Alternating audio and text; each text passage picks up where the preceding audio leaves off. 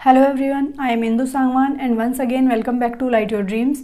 Friends, यहाँ हम तैयारी कर रहे हैं हरियाणा टीजीटी स्क्रीनिंग के लिए और आज की हमारी क्लास रहने वाली है सीडीपी पेडागोजी की, जो कि आपके हरियाणा के सिलेबस के according perspectives on education and leadership करके इसका नाम दिया हुआ है। इसमें हमारी फर्स्ट यूनिट चली हुई है अंडरस्टैंडिंग द लर्नर, यानी कि जो अधिगम करता है, जो सीखने वाला है, उसकी समझ। सीखने वाला कौन होता है, यानी कि बच्चा, उसको हम कैसे समझ सकते हैं। इस यूनिट में हम ये सारी बातें पढ़ने वाले हैं।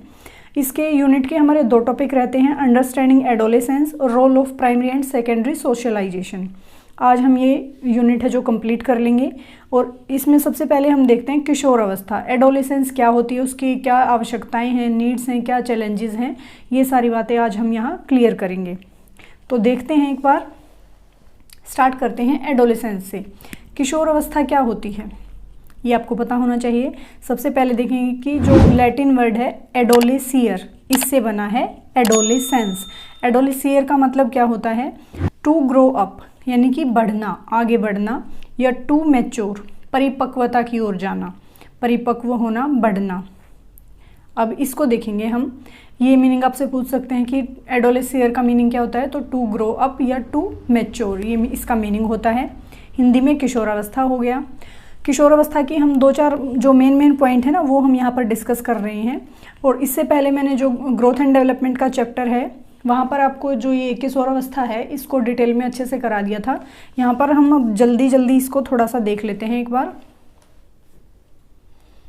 अब देखिए, बचपन या जिसे आप चाइल्डहुड कहें और वयस्कता यानी कि अडल्टहुड के बीच की ये अवधि है। किशोरावस्था क्या है, बचपन के और किशोर इसके वयस्कता के बीच की अवधि है, बीच का एक समय है, ये भी आपको पता है। शारीरिक और मानसिक परिवर्तन इसमें होते हैं, बहुत सारे फिजिकल चेंज होते हैं। लड़कियों का विकास ज़्यादा होता है इस एज में, लड़कों का धीरे होता है। बहुत सारे मानसिक द्वंद्वों से घिरी हुई ये अवस्था है किशोरावस्था। और क्या है, इसमें एक मेन पॉइंट है, किशोरावस्था तनाव, तूफान और संघर्ष की अवस्था है। ये पूछा जाता है कि ये बात किसने कही थी। ये 1904 में स्टैनले हॉल ने कही थी। क्या कहा था, किशोरावस्था तनाव, तूफान और संघर्ष की अवस्था है। और किशोरावस्था की और क्या बातें थी, जो मेन पॉइंट थे इसमें थे कि जीवन का ये वसंत काल कहा जाता है, ये भी पूछा जाता है आपसे। और इसमें संवेगात्मक क्रांति होती है। किशोरावस्था की जो एज है, इसमें क्या होता है, हमारे संवेग एकदम से, किसी भी बात पर हमें अचानक से गुस्सा आता है, किसी भी बात पर हम बहुत ज़्यादा खुश हो जाते हैं नॉर्मल सी बात पर, तो ये संवेग है जो हमारे क्रांति का रूप लिए हुए होते हैं इस एज में। और इसमें क्या होता है, तीव्र गति से इसमें शारीरिक परिवर्तन होते हैं। और क्या होता है कि पुरुष और स्त्रियोचित जो हम अपनी भूमिकाएं हैं समाज में, वो निभाना चाहते हैं।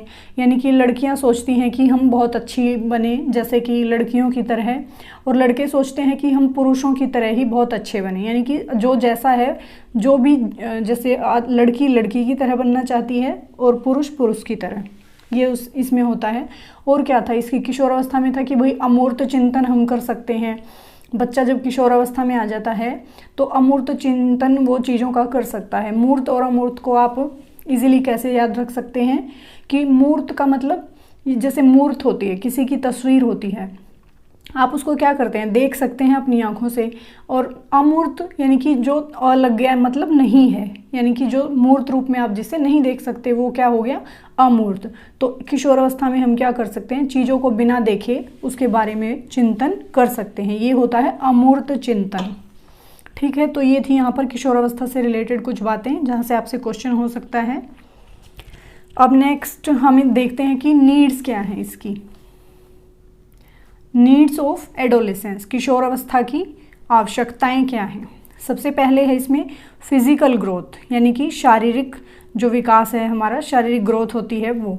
शारीरिक विकास की ज़रूरतें, कौन सी ज़रूरतें हैं, सबसे पहले हमारी किशोरावस्था की जो ज़रूरत है कि भाई हमें जो हमारा शारीरिक विकास है वो ज़रूरी है। इसमें क्या होता है, शारीरिक छवि का प्रभाव पड़ता है।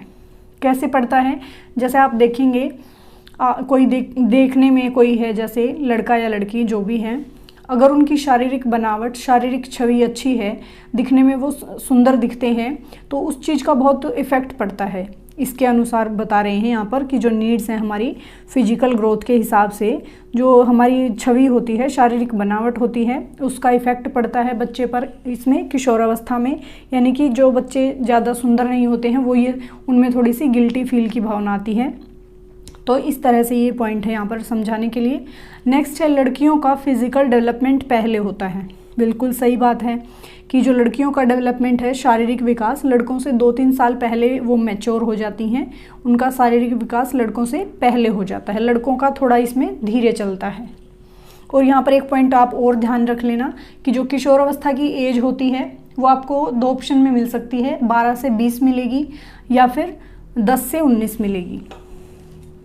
10 से 19 या 12 से 20, जो भी मिले आप वो कर सकते हैं। नेक्स्ट है सोशल नीड्स, यानी कि जो हमारी किशोरावस्था की जो आवश्यकताएं हैं उनमें से फर्स्ट है फिजिकल, सेकंड है सोशल नीड्स, यानी कि समाज से रिलेटेड जो बातें हैं, जो आवश्यकताएं हैं वो चीज़ें। ये आप देखते हैं कि जब बच्चा किशोर हो जाता है तो अपने घर परिवार से वो थोड़ा सा दूरी बनाने की सोचता है और अपनी सारी बातें अपने फ्रेंड्स के साथ, अपने ग्रुप्स में वो शेयर करता है। ज़्यादातर वो अपने फ्रेंड्स को ज़्यादा पसंद करता है इस एज में आने पर। तो इसीलिए कहा है कि सोशल नीड्स, यानी कि इसमें हम क्या करते हैं, ज़्यादातर दोस्तों से अपनी सब कुछ बातें शेयर करते हैं। अपने जो समूह हमने बनाए होते हैं उनमें हम रहना पसंद करते हैं, उन्हीं के साथ खाना पीना सब चीज़ें हमें अच्छी लगती हैं। और इसमें क्या होता है कि इसमें जो दोस्ती का विकास है वो हमारे किशोरावस्था के दौरान सबसे ज़्यादा होता है, यानी कि इस उम्र में हम सबसे ज़्यादा दोस्त बनाते हैं और दोस्तों पर अपने परिवार से भी ज़्यादा ट्रस्ट करते हैं, भरोसा करते हैं। ये पॉइंट था यहाँ पर सोशल नीड्स से रिलेटेड।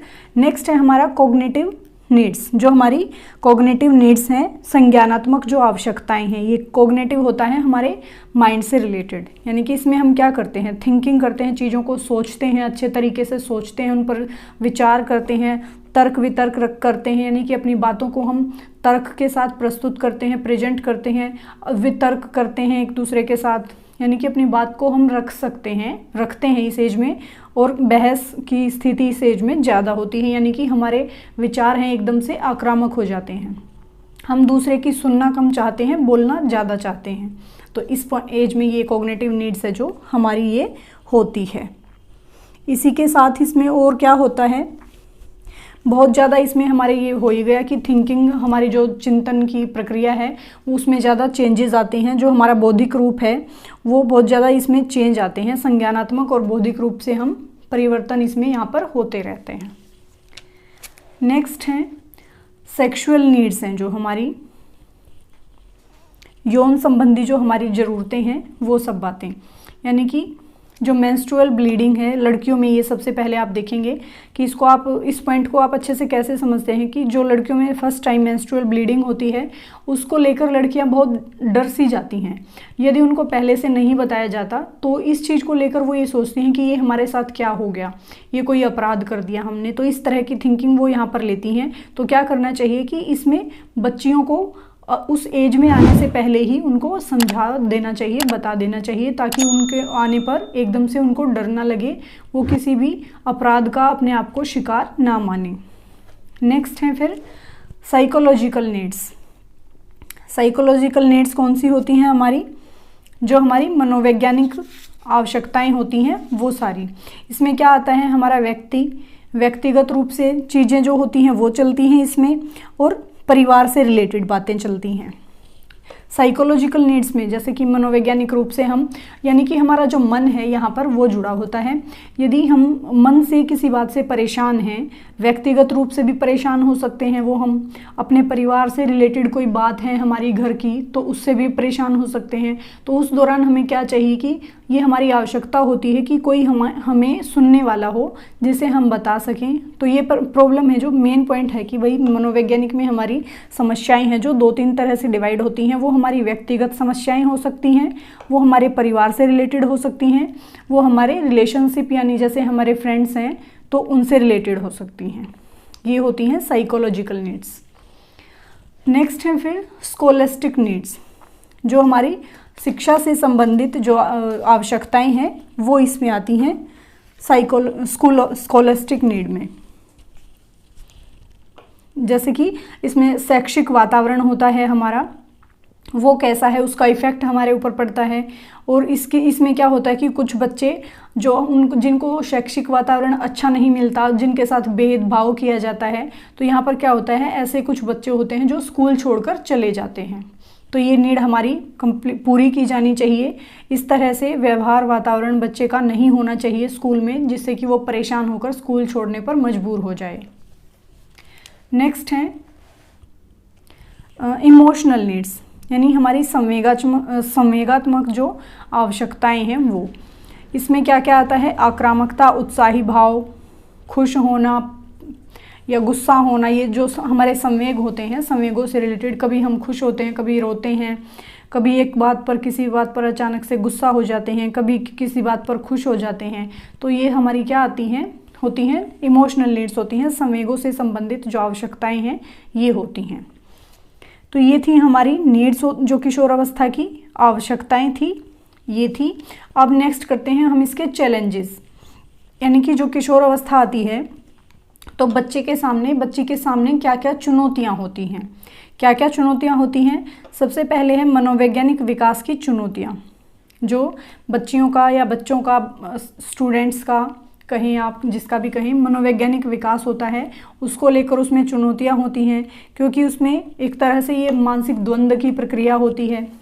क्या चलता है इसमें, मानसिक द्वंद्वों से हम घिरे होते हैं, और जो हमारा मनोवैज्ञानिक विकास है वो चुनौतियों से भरा हुआ होता है।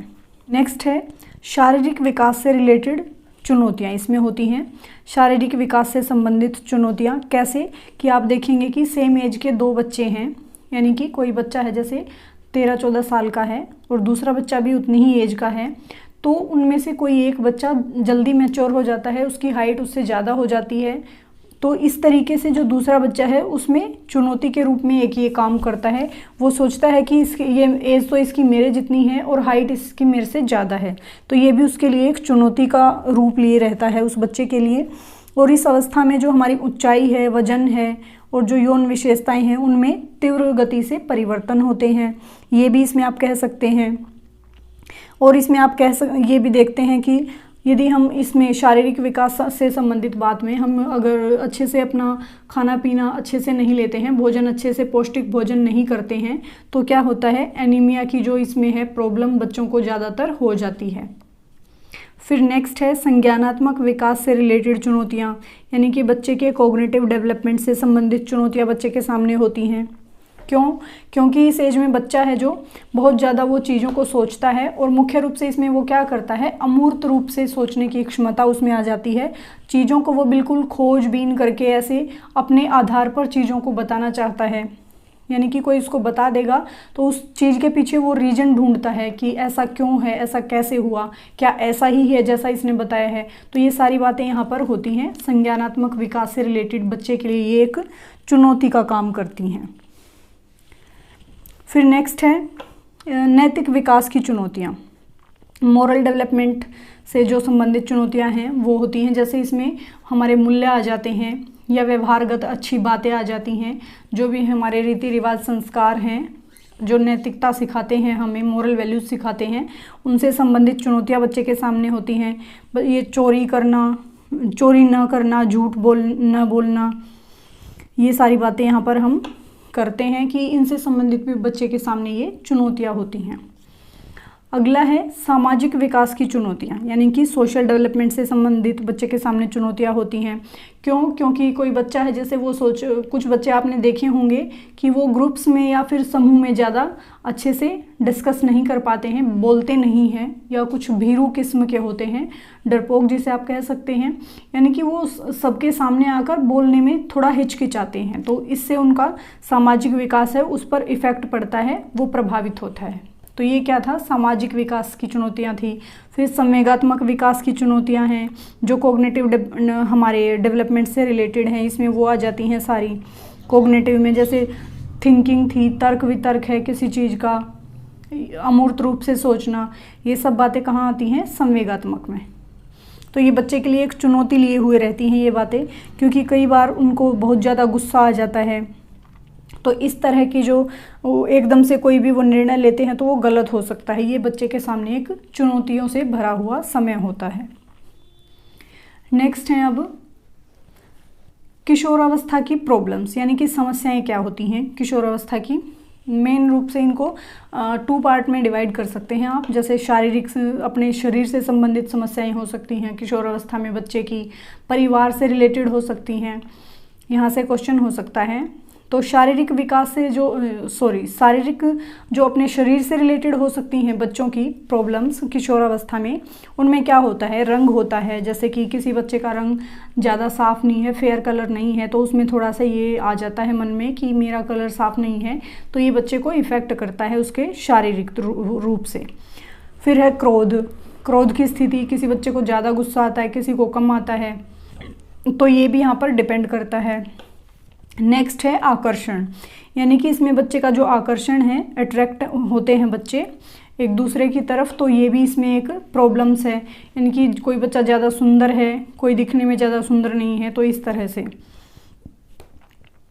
और इसमें क्या होता है, डे ड्रीमिंग, इसमें बच्चे डे ड्रीमिंग करते हैं, दिन में ही सपना देखना चाहते हैं, उनको पूरा करना चाहते हैं, ये डे ड्रीमिंग इसमें होता है। संवेदनशीलता आदि, यानी कि बच्चे ज़्यादा इसमें सेंसिटिव होते हैं, किसी भी बात पर बहुत ज़्यादा खुश हो जाते हैं या बहुत ज़्यादा जल्दी रोने लगते हैं, तो ये इसका एक पॉइंट है।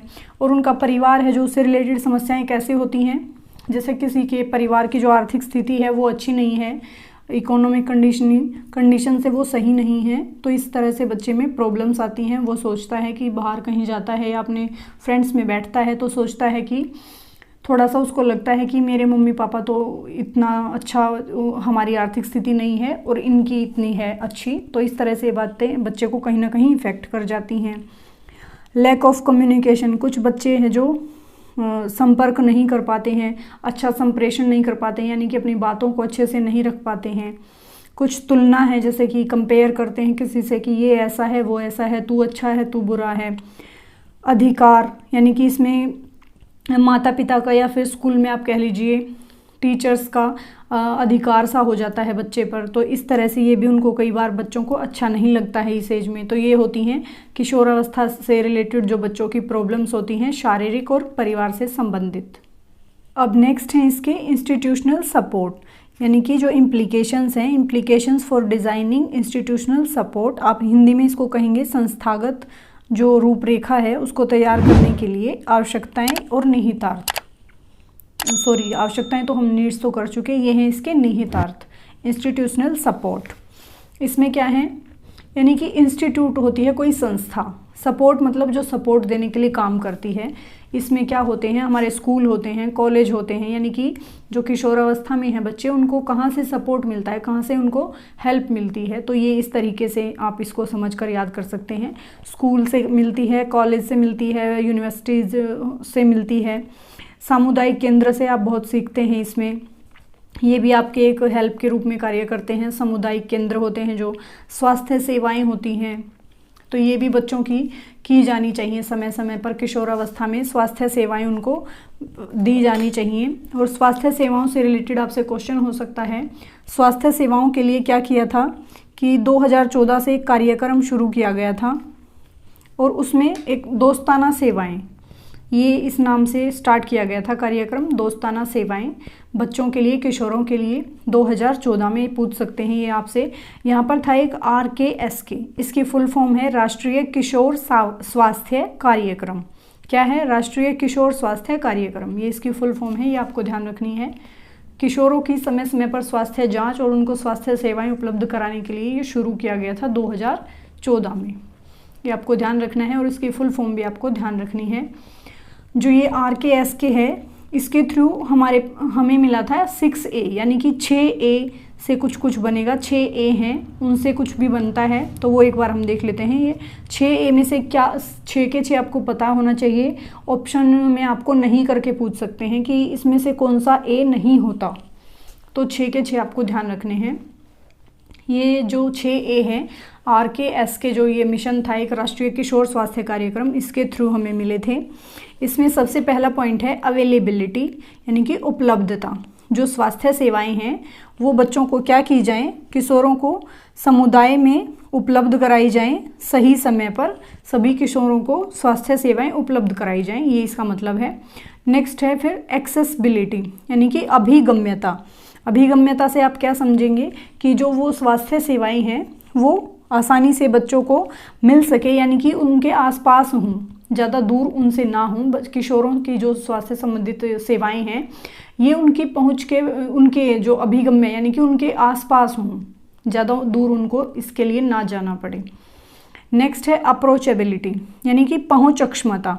इससे निर्भर है ये, इस बात का मतलब है, पहुंच क्षमता का क्या मतलब है कि जो किशोर व्यक्ति है या बच्चा बच्ची, लड़का लड़की जो भी है, वो अपनी बात आराम से रख पाए और अपने आप को वो जो स्वास्थ्य ये सेवाएं हमें दे रहे हैं, जैसे साइकोलॉजिस्ट कह लीजिए आप, जो भी हमारे या डॉक्टर हैं या जो भी हैं, वो हमें समझा रहे हैं, किसी बात पर हमारी काउंसलिंग कर रहे हैं, तो उनके साथ हम कंफर्ट फील करें और अपनी बात को आसानी से रख पाएँ। ये होती है पहुंच क्षमता।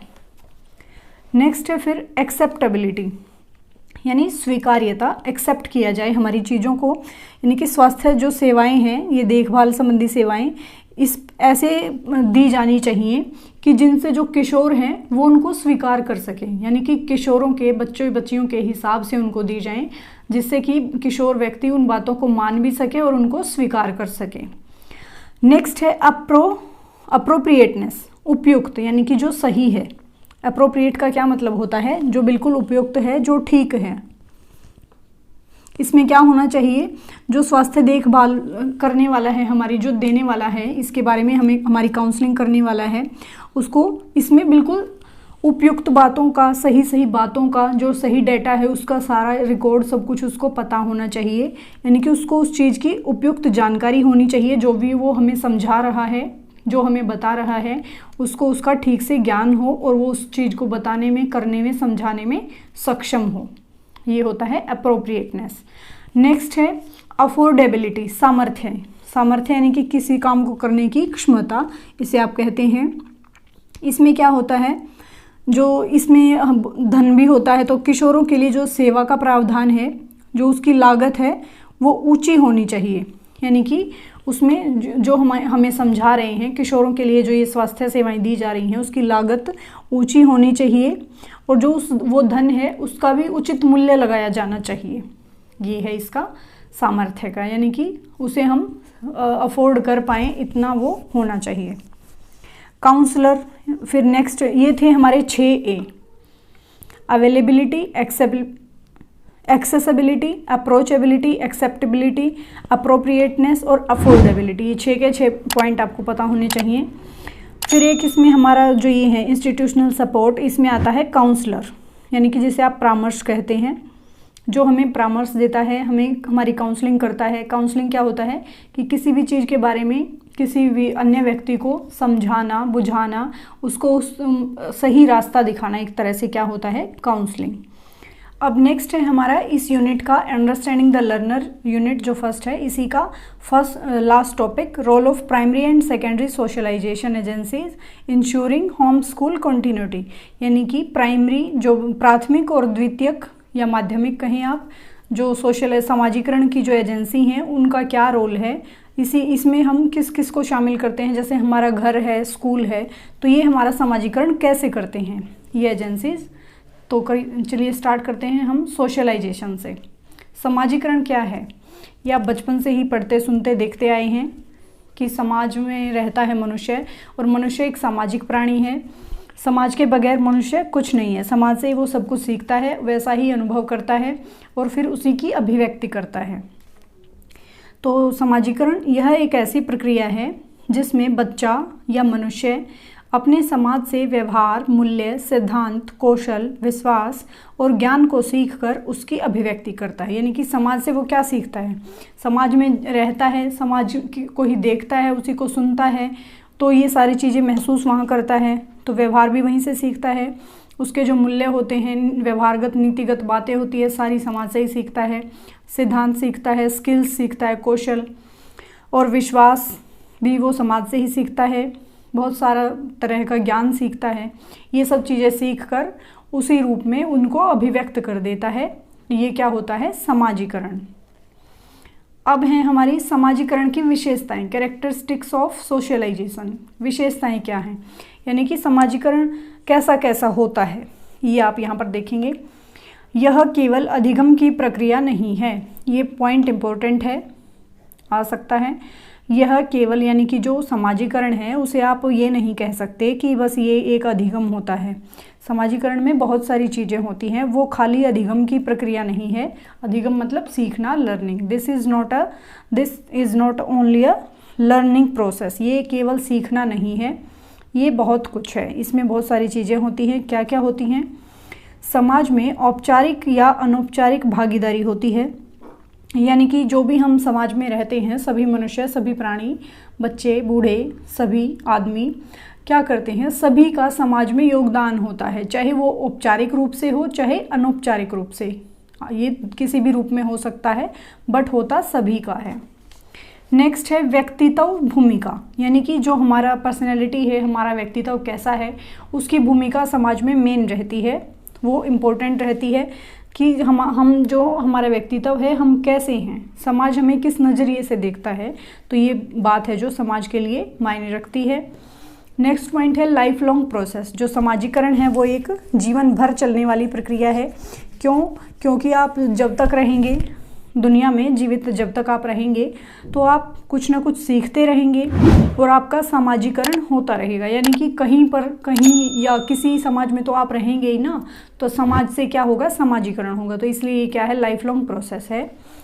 और एक पॉइंट है इसका अंतःक्रिया, यानी कि समाज में रहते हुए हम इंटरेक्शन से सीखते हैं, एक दूसरे से बातचीत के माध्यम से, संपर्क के माध्यम से, कई तरीकों से हम यहाँ पर सीखते हैं।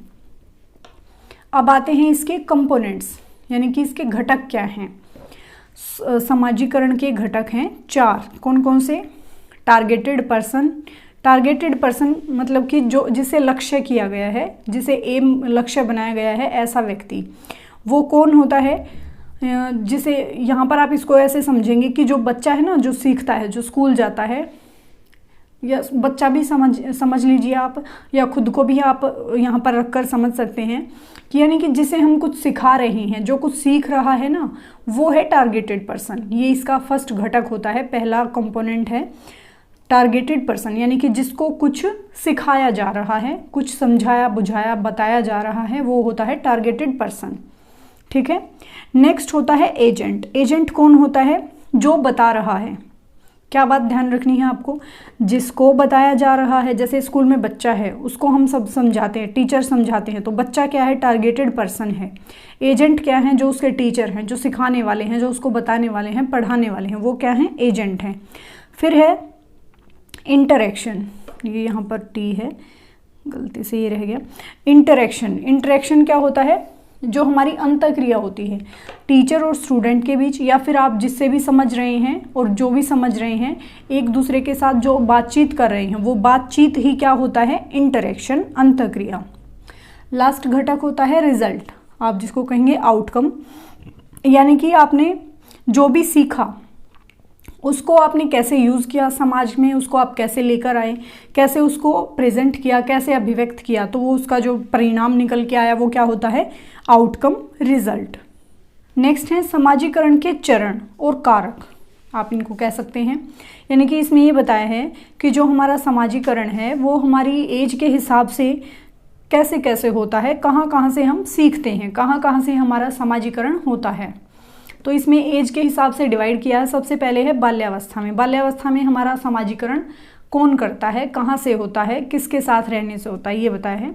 तो बाल्यावस्था में कौन होते हैं? हमारे माता पिता, अभिभावक, पेरेंट्स होते हैं, और अन्य शिशु होते हैं जो हमारी एज के ही होते हैं, उनसे भी हम समाजीकरण सीखते हैं। जैसे कि कोई 1 साल का बच्चा है तो उसके घर में दूसरा भी कोई 1-2 साल का बच्चा है, तो ये अन्य शिशु में आ जाएगा। फिर है पढ़ाई, यानी कि आपका स्कूल शुरू हो जाता है, तो स्कूल में जाते हैं, आप अपनी बुक्स से पढ़ के सीखते हैं। जो आपकी कक्षा में बच्चे हैं, आपके क्लासमेट्स हैं, उनसे आप सीखते हैं। और स्कूल जाते हैं तो टीचर्स हैं आपके, उनसे सीखते हैं। तो ये सारे किस में आएंगे? आपके बाल्यावस्था में समाजीकरण के कारक हैं आपके माता पिता, अन्य बच्चे, आपके स्कूल टीचर, स्कूल के बच्चे, और आपकी बुक्स जो आप पढ़ते हैं। और यहाँ से आपको एक पॉइंट ध्यान रखना है, जो हमारा सामाजिक विकास है वो आपसे पूछ सकते हैं कि कब स्टार्ट होता है। तो हमारा सामाजिक विकास पूर्व बाल्यावस्था से ही स्टार्ट हो जाता है। पूर्व बाल्यावस्था से ही हमारा सामाजिक विकास स्टार्ट हो जाता है, ये पॉइंट आपको ध्यान रखना है। नेक्स्ट है युवा अवस्था, यानी कि युवा अवस्था में हमारे समाजीकरण करने के वाले कौन हैं, समाजीकरण के हमारे कौन से कारक हैं। जब हम युवा अवस्था में आ जाते हैं तो कौन होते हैं, जो हमारे फ्रेंड्स होते हैं, जो दूसरे युवा साथी हैं, समुदाय हैं, बड़े बड़े अभिभावक हैं, हमारे अभिभावक तो रहते ही हैं हर एज में। फिर हमारे जो ग्रुप्स हैं, हम पीयर ग्रुप्स बनाते हैं या इस तरह के कोई भी सोशल ग्रुप होते हैं, वो होते हैं हमारे समाजीकरण के लिए। जैसे आज के टाइम में फेसबुक, व्हाट्सएप, इस तरह से आप इसमें ग्रुप्स में आप इसको ले सकते हैं। राजनीतिक दल होते हैं, और क्या होता है, रेडियो, टीवी, फ़ोन, चलचित्र आदि, ये सारी चीज़ें क्या होती हैं, हमारे युवा अवस्था के समाजीकरण करने वाले। अब इसमें नेक्स्ट है प्रौढ़ावस्था।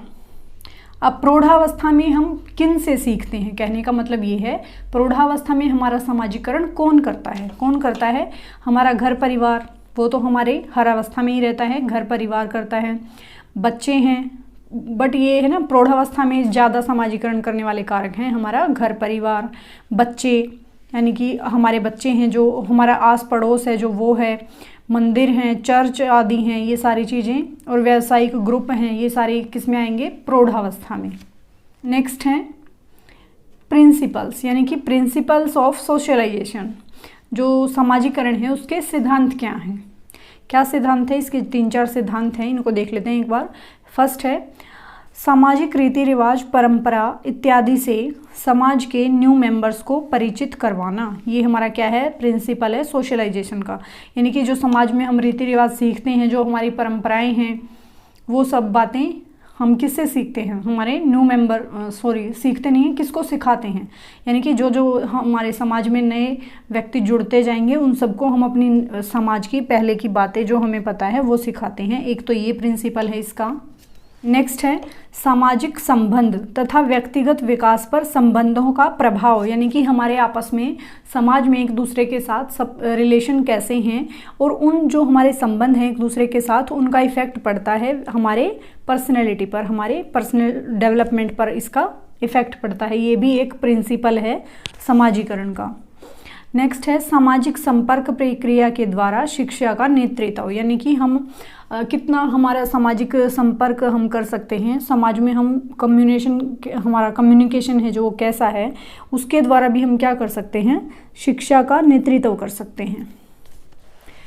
नेक्स्ट है सिंगल चाइल्ड के व्यक्तित्व विकास के लिए अधिगम, यानी कि कोई बच्चा है, जैसे अकेला बच्चा है घर में, मतलब कि उसके कोई और भाई बहन नहीं है, यहाँ इस बात से मतलब है सिंगल चाइल्ड के व्यक्तित्व विकास के लिए अधिगम, यानी कि उस बच्चे को जो है वो थोड़ा ज़्यादा सिखाना चाहिए हमें, क्योंकि सिंगल बच्चा है वो, उसका सोशलाइजेशन बाकी बच्चे जिनके घर में 2-4 बच्चे हैं उनसे थोड़ा सा कम रहता है, तो इसके लिए अधिगम।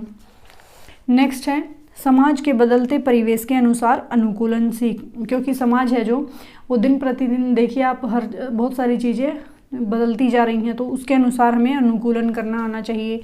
ये भी एक प्रिंसिपल है इसका समाजीकरण का। अब हैं इसके सोशलाइजेशन के प्रकार, समाजीकरण के प्रकार क्या हैं, टाइप्स क्या हैं, कितने प्रकार का होता है। इसमें हमारा है सबसे पहले प्राइमरी सोशलाइजेशन, प्राथमिक समाजीकरण इसको आप कहते हैं। इसमें क्या होता है, प्राथमिक समाजीकरण है जो हमारा बचपन से या शैशव अवस्था और बाल्यावस्था में होता है। ये अवस्था पूछ सकते हैं आपसे, शैशव और बाल्यावस्था में। इस समय हमारा जो परिवार है वो बच्चे का समाजीकरण करता है, ये आपको पता ही है, नॉर्मल सी बात है। नेक्स्ट है हमारा सेकेंडरी सोशलाइजेशन, द्वितीयक या माध्यमिक समाजीकरण। ये कब होता है, यानी कि इसके बाद हम क्या करते हैं, स्कूल जाता है बच्चा, बाल्यावस्था के बाद थोड़ा सा बड़ा हो जाता है तो स्कूल जाता है, तो इसमें हमारा समाजीकरण कौन करता है, स्कूल करता है। यह बच्चे के बाल्यावस्था के बाद किशोर अवस्था या परिपक्वता में जाने के दौरान होता है, बिल्कुल सही है। इसमें स्कूल है जो हमारा, और पीयर ग्रुप्स हैं, हमारे पड़ोसी हैं, दोस्त हैं, ये हमारी मुख्य भूमिका निभाते हैं। मुख्य भूमिका यहाँ पर आएगा, मुख्य भूमिका निभाते हैं हमारा सोशलाइजेशन समाजीकरण करने में।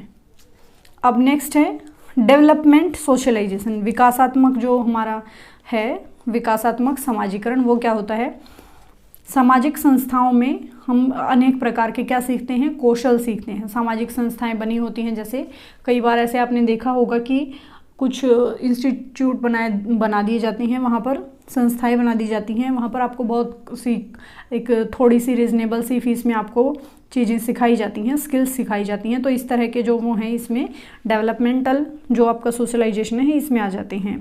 और हम क्या सीखते हैं, व्यवहारगत बातें सीखते हैं यहाँ पर। नेक्स्ट है जेंडर सोशलाइजेशन, लिंग सामाजिकरण। ये क्या होता है, इसमें बच्चे लैंगिक भूमिकाओं और अपेक्षाओं को सीखते हैं। लैंगिक भूमिकाएं कैसे, यानी कि जो लड़के हैं वो लड़कों की तरह ही यहाँ पर अपनी पसंद के कार्य करना चाहते हैं। जैसे कि आप देखेंगे कि जो बच्चे होते हैं, लड़के बॉयज़ होते हैं जो, वो क्या करते हैं, ज़्यादातर अपनी गाड़ी, बंदूक, इस तरह के जो टॉयज़ हैं उनसे ज़्यादा खेलना पसंद करते हैं। और जो लड़कियां हैं वो क्या करती हैं, वो ज़्यादातर गुड़िया वगैरह या किचन सेट के ऐसे सामान होते हैं जो किचन सेट लेना पसंद करती हैं, उनसे खेलना पसंद करती हैं। तो ये इसमें लैंगिक भूमिकाएं होती हैं, यानी कि जो जैसा होता है अपने लिंग के हिसाब से वो चीज़ों को करता है, सीखता है। अब नेक्स्ट इसमें है एंटीसिपेटरी सोशलाइजेशन, प्रत्याशात्मक समाजीकरण। इसमें क्या होता है, मूर्त मूल्य होते हैं। मूर्त का मतलब वही है कि जो आप जिसे देख सकते हैं, यानी कि मूर्त रूप से देखने वाले जो हमारे मूल्य हैं, हमारी धारणाएं हैं, उनमें दिन प्रतिदिन चेंज होते रहते हैं, परिवर्तन होते रहते हैं। नेक्स्ट है रीसोशलाइजेशन, यानी कि पुनः समाजीकरण। पुनः समाजीकरण में क्या होता है, ये लाइफ लॉन्ग प्रोसेस है, यानी कि इसमें लाइफ लॉन्ग प्रोसेस तो है ही, क्योंकि हम जब तक रहते हैं, जीवित रहते हैं, तब तक हम क्या करते हैं, हम कुछ ना कुछ सीखते हैं। हम जहाँ समाज में रहते हैं तो समाजीकरण होता रहता है। और इसमें क्या होता है, जो हमने पहले से सीखा हुआ है हम उसको छोड़कर कुछ नया सीखना चाहते हैं। क्या करते हैं कि पुराना या पूर्व में सीखा गया व्यवहार छोड़कर नया व्यवहार और नए विचारों को हम यहाँ पर अपनाने लगते हैं। तो फ्रेंड्स, ये थी हमारी जो first unit understanding the learner CDP की, ये हो गई है कंप्लीट। अब हम मिलते हैं हमारी नेक्स्ट क्लास में एक नई यूनिट के साथ। तब तक के लिए आप खुश रहें, पढ़ते रहें, अपनी तैयारी कंटिन्यू करते रहें। और आपके लिए जो ये सिलेबस है, आपके पेपर से पहले कंप्लीट सिलेबस आपका फर्स्ट पेपर का करवा दिया जाएगा, तो बेफिक्र होकर अपनी तैयारी करते रहें। चलिए फ्रेंड्स, मिलते हैं नेक्स्ट क्लास में नए कंटेंट, नई यूनिट के साथ। तब तक के लिए आप खुश रहें, पढ़ते रहें, एंड थैंक्स फॉर वॉचिंग।